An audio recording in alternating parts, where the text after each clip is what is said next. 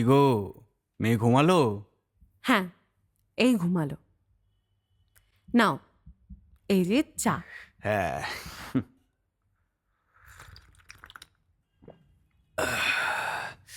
এই যাই বলো, রাতে কিন্তু আমাদের মতো মানুষরাই চা খায়। যা বলেছ, এটা কিন্তু আমার কাছে একটা নস্টালজিয়া। দিনের শেষে এই চা খেতে খেতে আলোচনাগুলো আমার কাছে স্মরণীয়। আচ্ছা, আম, শোনো না, আমাদের তো উম, মেয়ে সন্তান, অনেক কিছু ভাবতে হবে ওকে নিয়ে। মানে, মেয়ে বলে কথা, অনেক দায়িত্ব আছে তো। হ্যাঁ, তা যা বলেছ, কিন্তু মেয়ে যে আমার প্রাণের।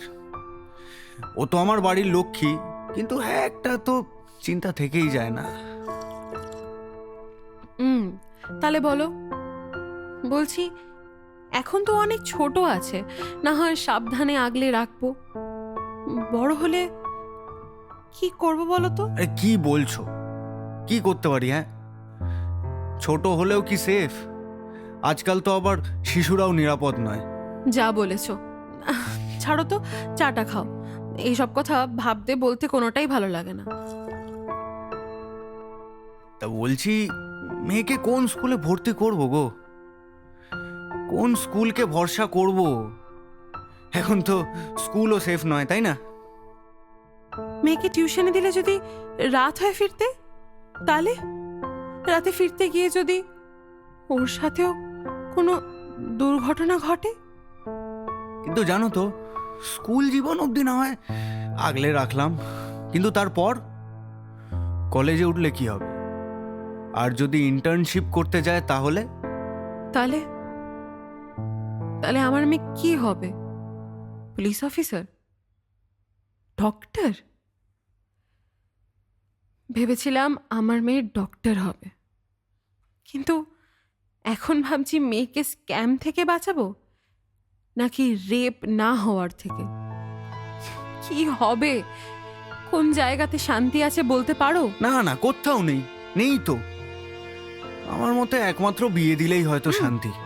ধুর ধুর, কোথায়?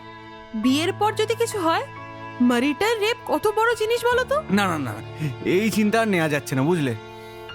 দেখো মৌহা, আমাদের মেয়ে এখন অনেকটাই ছোট, সবে প্রি স্কুলে পড়ে, এত ভেবে লাভ নেই এখন। আর দেখো, অনেকটাই রাত হলো, ভালো কথা বলছি, কালকে হলো ছুটির দিন, আগামীকাল স্বাধীনতা দিবস, তাই এত এইসব চিন্তা করো না, আজ এইসব ব্যাপার থাক না। দেশ কি সত্যি স্বাধীন হয়েছে গো? কত কত বছর যেন এবার? ৭৮। হ্যাঁ, তাহলে বলো তো, ৭৮ বছর হয়েছে আমরা স্বাধীন, কিন্তু আমরা কি সত্যি স্বাধীন?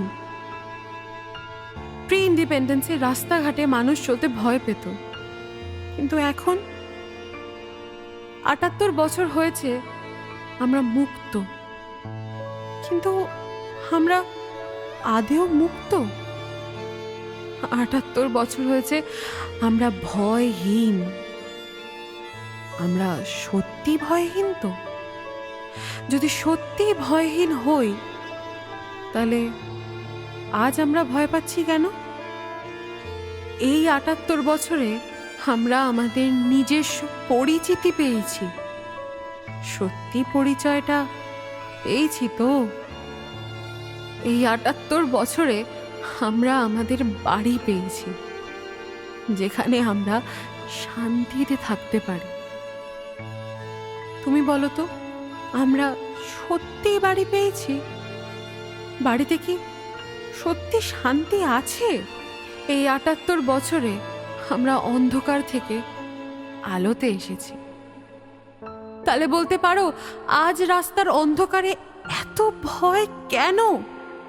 নিজের মাতৃভূমিকে বাঁচানোর জন্যে, শান্তি বজায় রাখার জন্যে আমরা অনেক লড়াই করেছি। আজ তাহলে ৭৮ বছর পর আমাদের মা বোনেরা নিরাপদ নয় কেন?